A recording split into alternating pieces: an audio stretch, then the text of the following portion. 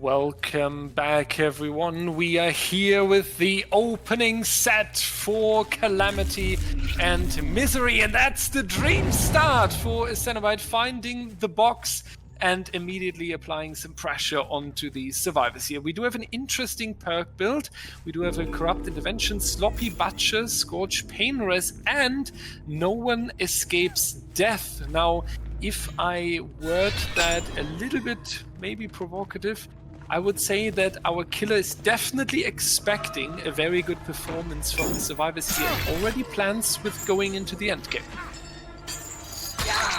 Yes, this is a great start for Calamity here with Marco finding the box, already committing to his first chase in the Corrupt area.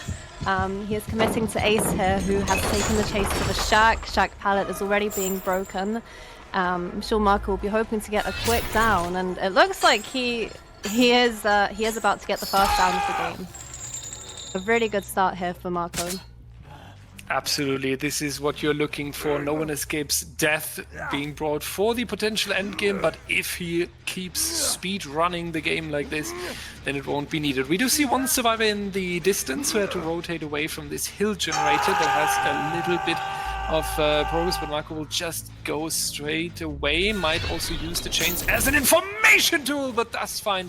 Cheese there in the open, going to try and attack here. This is a very, very nice position for Marco after getting this first down, having this hill available, a few generators around here actually, forge and setup close by, so he can guard the generators while defending the hook stage. And honestly, I wouldn't be surprised if we see Slaughter being progressed into the second stage here. Yes, Marco here has a really good location of the hook. He's able to pressure both the active generator that we saw progressed, and of course guard the hook and check on all the other generators nearby. This is going to be quite hard, I think, for the survivors. We'll see what they do. I assume they will be just trying to commit to those farther away gens to get as much progress as possible. And this is such a difficult moment for them, right? Because since Marco, as you said, got this down so early into the trial, they didn't even have a chance yet to discover the entirety of this ratchet shop. They were not aware that this hill spawned around 4 generators. They were probably in the phase of calling that out to each other, but in that moment, Slaughter was already downed and ready to be hooked. Now Marco, moving away from the hook, does get an injury onto Ducky, but immediately returning, because this would be the perfect moment for survivor rotating, and Misery is not going to waste any additional second, is moving around, coming in here. That's going to be the chain applied onto Slaughter, who's trying to get away and trying to delay the kill as long as possible. But Slaughter now going to move around this pallet here. I would assume that Misery is bringing in one survivor. I would hope that Misery is bringing in one survivor, because losing this ace so early would actually be devastating, but it seems to be the elimination. Wow, it looks like it's going to be a 3v1 very early on in the game. We do see the first generators popped. So yes, the first elimination at 4 generators remaining. This looks like a great start for Marco, and it's going to be a tough game for Misery, but it looks like they have already popped the next generator, so they are keeping the progress up. Now we do see that they're trying to hold against the 3 generators actually being done, so they definitely used the time that Slaughter was taking here on this pallet in his final chase for a very, very good progression on the objectives. 2 survivors, if I'm not mistaken, here onto the Shack. At least one injured one, and that's the one who's going to be down. Maybe I looked a little bit too positive there. No one around to take the hit, but that's a very, very quick readout. I was about to say, if they lost the survivor here, but getting 3 generators out of the way and having a longer chase in the mid game now, this is kind of what you can use for recovery sometimes. But unfortunately, even that not working out, and not only is Ducky on the hook, 4 hook stages already. Now you also have Cheese chained by the killer, working around this relatively unsafe pallet after it has been dropped. Marco trying to zone the survivor towards the outside and back towards the hook here. This is not looking too good for Misery, because Abby will have to rotate for the save, and the generator progress will drop to 0. Yes, exactly. Misery were very efficient with the generators whilst also was on the hook, but now Marco is really keeping the pressure up on them, and it looks like have been taken away from the generators and they won't be able to get as much progress as they would have liked. We see Abby here is being chased next to Shaq. See whether Marco decides to commit or check on generators. I think he knows they probably haven't got the highest progress, so we'll have to see what he decides to do next. Yeah, they really have to worry about the generators here, because, ladies and gentlemen, if you haven't watched DBDL for a while, you just returned, or you just joined in new, let me explain quickly how we score in DBDL. The first win condition is who got more generators done. This is the only thing that matters, and only if all gens are completed. Then we compare the hook stages, and then we compare the individual survivors that have been hooked. So getting all generators done is the most important task right now. If they would be stuck on 2 gens left and they get a hatch escape, the hatch escape doesn't even matter as long as the other team is getting 4 generators done. So we really need these objectives done. I feel like the 4th generator would be so important here, because then at least in the upcoming trial, the other team still has to play around a 3-gen setup and needs to break it, because if this would be the win condition right now, they could ignore a potential 3-gen. So Misery really wants to keep it up on the generators here. At least 1 more is what we need. Thank you. And now we have it. The generator has just popped. As we see, they've managed to complete 4 generators, which really puts them in a much better position compared to only getting 3 generators done. We see Ducky here is about to be hooked. Another survivor cheese is completing their box. So, you know, it's like she isn't going all that bad for Misery. They have managed to keep the gen pressure up. And we'll have to see whether they manage to do even more.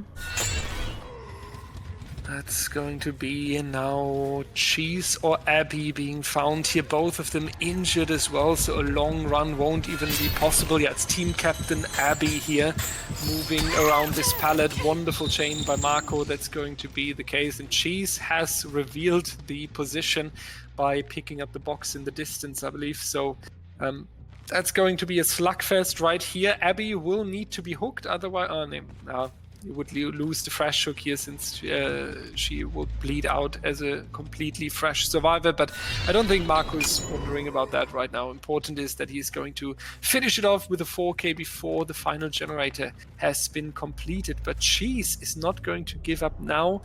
Wants to get the best possible result here with an escape. And keep in mind, an escape would still be great, but then their killer would need to finish it off on 1 generator remaining as well. Definitely a difficult task coming up, but Cheese ready to fight, might even rotate in the back of Marco here, trying to pick up the team captain once again. We will see if they are able to go for that. Marco trying to scout the area a little bit, but she's definitely playing a very good hide and seek here.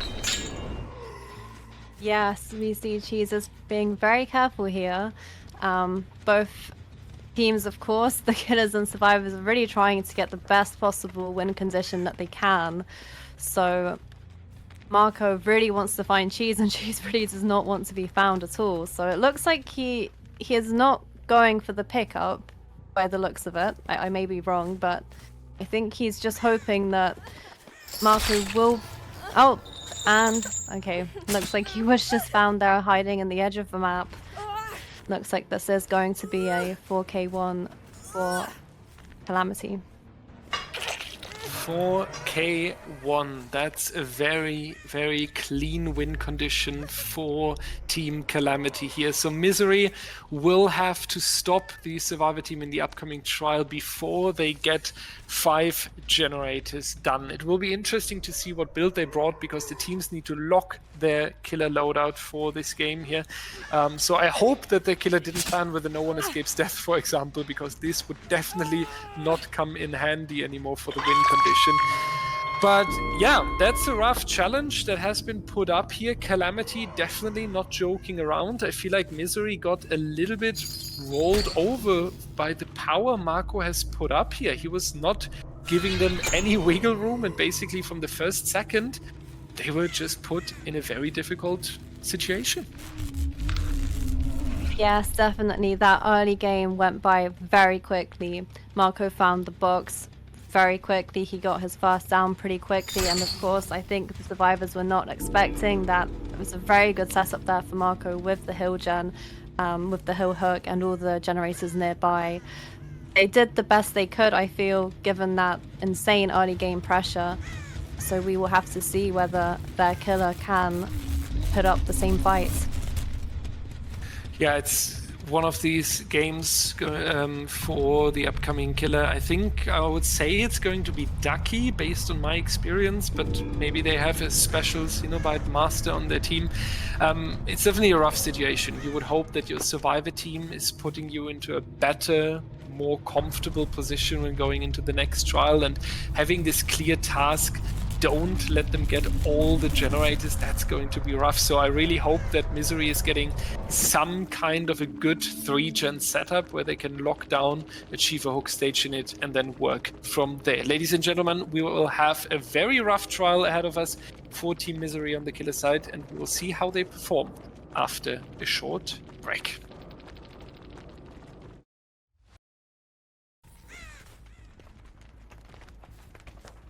Hello everybody, welcome back to Misery versus Calamity on the Wretched Shop with Slaughter on the Cenobite. We see he's already located the first survivors here in the corrupt area. He's not wanting to go and commit to the survivor in the shack. Instead, he is trying to see if find the rotates towards the open generators, and it looks like he has indeed found Marco trying to rotate there to the open survivors, but he's really trying to stop them rotating, so he's not committing to the survivors going into the corrupt zone. Instead, he's just looking for more and more survivors, see who he can find and stop rotating out of the corrupt area. He is committing here to Pedro by the looks of it, who is taking a chase into the shack. Of course, a strong area for the survivor. I was about to say I would have laughed if the first chase would have been with Marco, because Marco just tunneled out Slaughter in the previous trial, so this would have been the chance for revenge. But as you mentioned, it made more sense for Slaughter to not go onto personal beef with someone here and keep the tactical decision-making in mind, trying to prevent the survivors from spreading across the generators. But with this chase now from Pedro, that's taking a little bit too long here in the early game, leading all the way towards the shack into the corrupted area. The other 3 survivors are definitely working on the objectives in the distance. They have a very nice setup there on the main building where they can spread across, and Pedro is unstoppable. He keeps running. We do not hear footsteps yet from a survivor coming in, so Pedro is left alone here for this challenge, but he is dealing with it very, very strong, and maybe this was a little bit of Caster's Curse jinxing him into the down. Still relatively quick. A generator has popped now, Caster Curse the second, but I was about to say we will definitely see more than one gen here. That's a punishment for the start. Yes, this was a really good chase here from Pedro.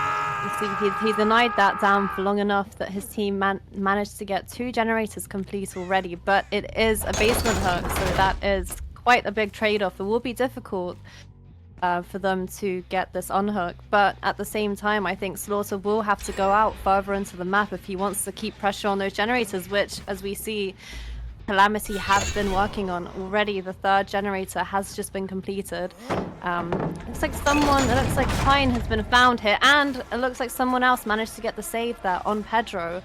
Slaughter is going back, potentially hoping to tunnel out Pedro. Yeah, this tunnel out would be the best that could happen right now, and Pedro is kind of waiting here, showing himself as a bait, saying, do you want to tunnel out? Well, here I am, let's go into the next chase. And he only had this new or recently added edge mat palette available, and that's not going to serve him too well. That's going to be hook stage number 2. This time Slaughter will not go for the basement, as it saves some time to stay up here and carrying him a little bit closer towards the generators as well. Marco is going to leave the area here. I think Slaughter caught that, but decides to not go after him. because he wants to take care of the generator first. Interesting perk choice here with the save the best for last. So Slaughter kind of hoping for some sort of a snowballing and a dynamic. So far, I can still imagine that, but Calamity is really spreading wide with their survivors. They are leaving the generators in the area very early, so since they not take too much risk here, I hope that Slaughter will profit from his save the best for last later on in the trial. Yes, we will have to see how that plays out. It looks like the survivors are being careful, pre-leaving gens. They really want to deny those tags, as we see Sloppy Butcher in play, which will make resets a lot more time-consuming.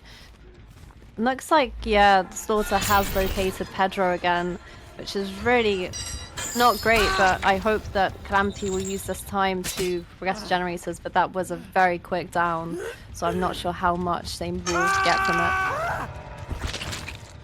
And that's bye-bye to Pedro here. Calamity going to move on with only 3 survivors for the rest of the trial. We have 2 generators remaining. The interesting question will be, how far are the 2 remaining generators progressed? This one here not too far, but I imagine in the distance we will have a generator ready to go anytime soon, because we kind of only operate on half of the ratchet job here.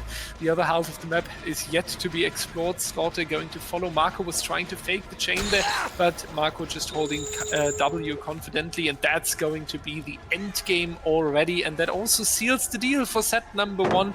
Calamity is going to take the set point here, starting off very, very strong on the killer and the survivor side, looking really confident, really dominant, and Misery will have one hell of a challenge to stop this momentum going into the second set. Yes, this was really well played by Calamity here. We see, it looks like the result is going to be a 2-man escape. Very well played.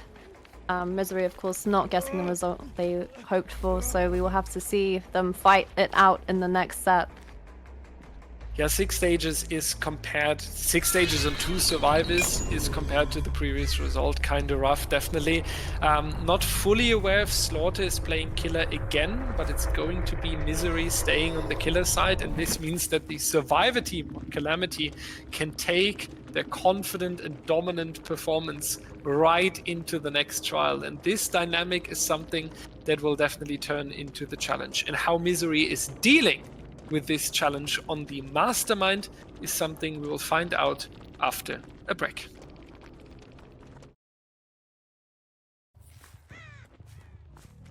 Oh, welcome back, everybody. We have Misery on the killer side, starting off with the Mastermind, and that is the earliest pre-drop in the history of competitive Dead by Daylight by Laser himself, the head of the rule committee in DBDLeague. If you as a viewer ever wonder how are we making our balance, how are we deciding all the perks, big shout out to the rule committee led by Laser, a lot of experienced people like Zeno, Zaka.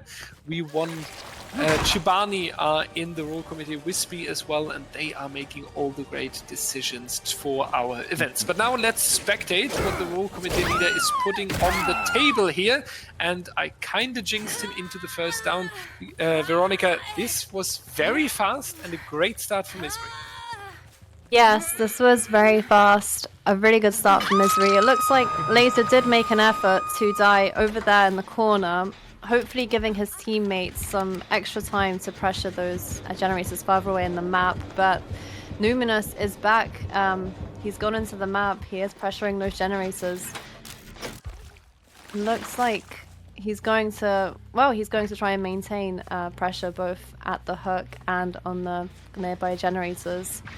We will have to see how much progress Misery are able to get. Calamity are able to get. And we do have Hein here now on the 4 wall trying to get some distance, and Numinous doesn't care anymore because we do have a survivor that just has been unhooked, and we want to tunnel out Laser as quick as possible. Cutting down the survivor team to just 3 players is the most important task if you have time and if it's early in the game, and we still have 5 generators here, so you can really go for that. Numinous trying to go for some mind games here, not going to work out, decides to ultimately hold W, forcing Laser into the drop of the pallet, not going for the power here as Laser is going to reach the next pallet. A little bit of a standoff here, patience game being won by Laser though. No slow walled coming in on the pallet, and the first generator in the distance. Laser still looking strong, but this might be not enough to make it. So second down onto Laser here. I wouldn't be surprised if we see a second gen or a third gen even. And this is, Weronika, this is what we talk about, right? Calamity is just not giving you any time to get something done. No, look at that. Whilst Numinous was committing there to Laser, Calamity were they were committing to those generators, being extremely efficient. You see 3 generators have been popped. Laser's chase, I think he did the best he could, being fully infected, of course, that he was hindered, so it was harder. But we see now there are still, I think the generators are now more centrally located, closer to the hook, so we'll have to see how much pressure the survivors are able to keep up whilst Numinous is patrolling the area, trying to catch a survivor off guard. And there we have it. He has just got a tag onto Marco, but looks like Marco is going to go in for the trade here.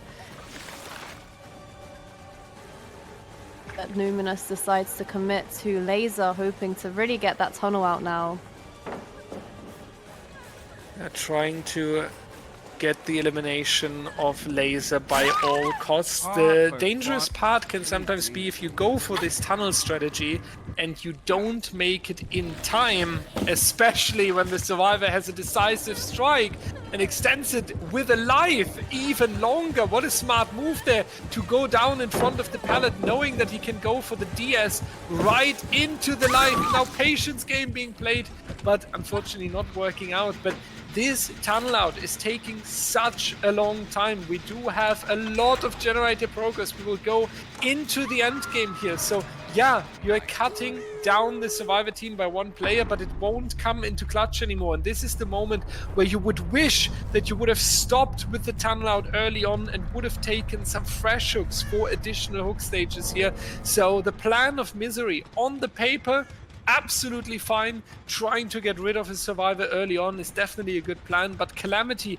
countered it so perfectly with the team coordination and the generator efficiency that Misery is once again in a trouble position. Indeed. Calamity really punished Numinous there for trying to get the tunnel out on Laser. They were extremely efficient. They did not waste any time. And I think we see now that, by the looks of it, all 3 of them are going to escape. Wow. Hein body blocking Wesker here. Looks like there's a bit of trying to see what is going on. A bit of commotion at the gate here. I think Hein is trying to go for the hatch now, as he was thrown back into the map. And I think it's no. Oh no. Looks like yes. What a loss for Calamity here. 3 stages going straight into the basement, and you can hear the sound of the hatch. In every Swift game you would say, come on, let's go next, this was unlucky, but 3 stages on a fresh survivor last second in the trial is very, very unfortunate. What a great showing by Calamity though. I think that Misery has gotten the message that Calamity is not here to joke around. So absolutely great performance. Win condition will be 7 stages by the killer of Calamity in the upcoming trial. Let's see if they take it home with a 2-0 or if we will need the Plague on the Torment Creek. We will see you in just a moment.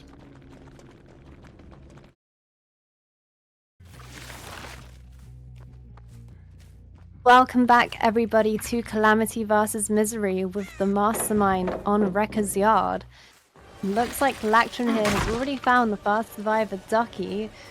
taking the chase, but no, he's not going to commit to that chase. He's going to try and see who else he can find, who else he can see who is rotating out of the corrupt area, trying to get started, and he has found Cheese, taking the chase here. Cheese, I think, is trying to go back into that corrupt area so that his teammates get progress on the open generators. And that good strategy, of course. Have to see another survivor found already. It looks like Lactron is really keeping the pressure up here. Sure, he hasn't got a tag yet, and I think he is just trying to keep up the pressure, stop the rotates, pressure these generators.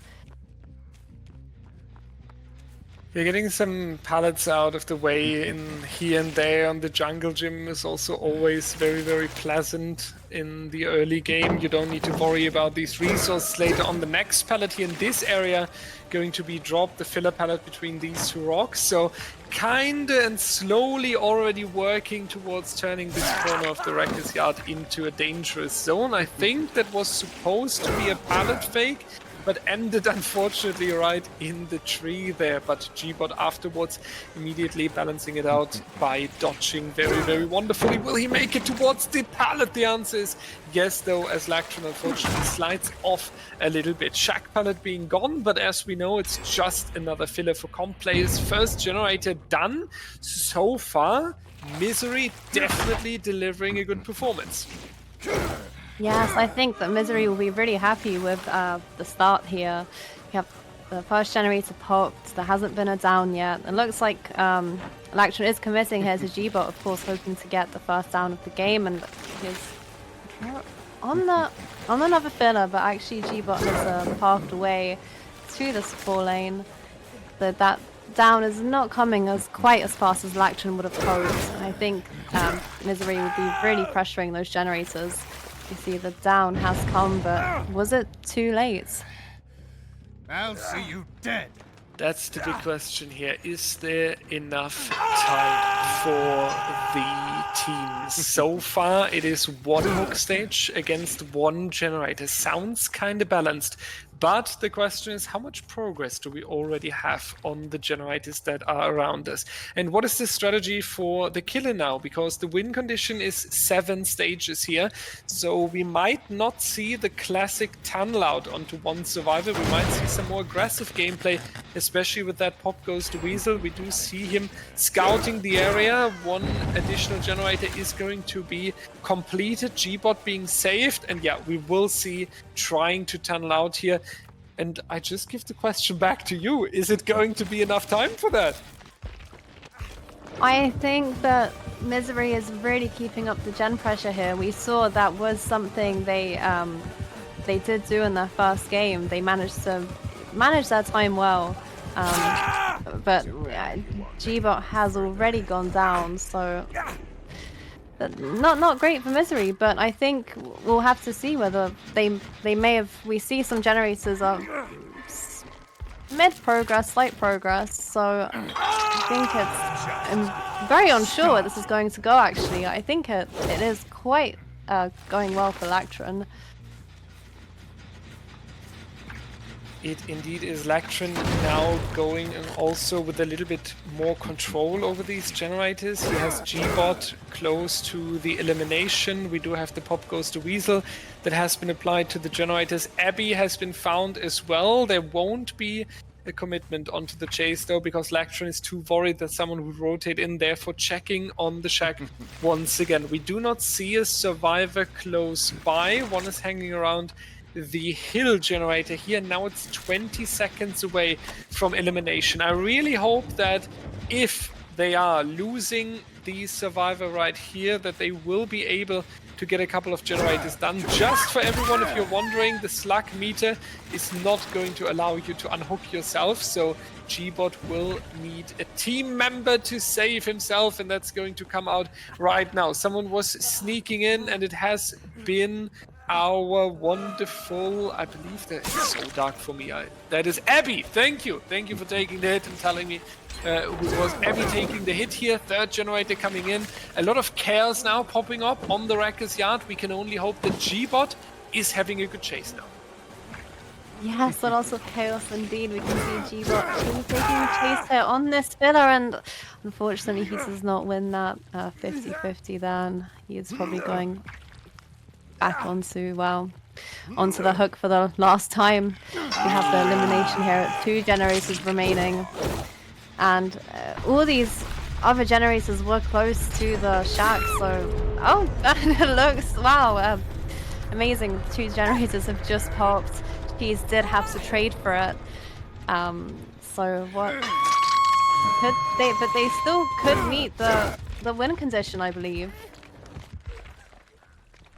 They could. We have 4 stages so far. Even if Cheese would go into elimination, we would have 6 stages on 2 individual survivors, and then we would replay it on the Wrecker's Yard here. So as long as Abby and Ducky go for the exit gates here and won't be spotted, and this is going to be a difficult task because right now we do see the scratch marks of Abby as she was kind of around the hook, and then Ducky coming out of nowhere. Ducky, they were supposed to hide here and you had to go towards the exit gates. That is a very unfortunate turning point for Misery now, leaving Abby as the final standing survivor. And as we have a no one escapes death, Weronika, from a potential win condition into a 4K in just 5 seconds. It was very unfortunate, a very quick turn of events. Ducky really did just pop out of nowhere by the looks of it there. That nowhere came into play, and unfortunately it looks like Misery is not going to get that win that they really needed. Oh, this is rough to finish off like this. You were so close to the win condition and kind of being like, okay, if we escape now, we will push it either into the tie here on the Wrecker's Yard or even into the tiebreaker as we take the set point, and then you're getting 4K just 10 seconds afterwards. This is rough to take. We know that Misery is a team that can recover from this and that has the necessary team chemistry to go for that, but yeah, this is really rough to take. So Misery is going to drop down after a 2-0 against Calamity. They do have a second chance in the lower bracket, and we are very confident that Misery is going to have a good run down there. Calamity is going to stay in the winner bracket, and therefore we have our tournament continuation in the lower bracket. We will see Infinity Tremor, Rapture Void, Ariandel, Misery, and Sinners and Cynic playing on the higher bracket or in the winner bracket. Elysium, Eonix, X9, Eternum, Synapse is facing Calamity, and Night Owls are going to play against Torment. This sounds like a very nice weekend ahead of us. We are at the end of today's stream. Thank you so much to Calamity and Misery for this very intense and very entertaining best of 3 here. Congratulations to good performances, all teams that have been playing today. Furthermore, we have a lot of people we need to give a shout out to. First of all, our wonderful match officials, how we like to call them, the heroes of the match days. Checking the builds, making sure that the teams are on time, communicating with the players, answering questions, scoring, keeping an eye on the penalty. They are doing so much work. There are so many people in the background working as volunteers for DBDLeague. I feel like this is sometimes important to mention. Thank you so much to the wonderful match officials. If you ever meet one of them in your public games, on the street, touching grass, wherever it is, say hi to them. They're amazing people. To the casters, we had Yo-Yo, we had Cole, we had Acta, we had Blueberry Yum. We had amazing casters yesterday as well. Thank you so much to all of our casters representing DBDL and for the great matches with us. Then we have our rule committee. Thank you to these guys as well. Our artists, Ala, Volpes, Vancy, Slime is one of our, and Nero, our wonderful artist. Thank you so much as well. And the staff team as well for setting all the events up. And you can already tell there's so many people you have to mention. Thank you to the Twitch moderators as well for hanging out there and being part of the crew. And one person is still here with me in VC, so I can say thank you personally. And first of all, let's remind what I said when we were introducing her. It was the casting debut. It was the first time being on the desk of DBDL. Now, I might be a little bit biased because I'm part of the team, but I think she's done very, very well, and it has been very, very exciting to cast with her. Weronika, thank you so much. It was a lot of fun.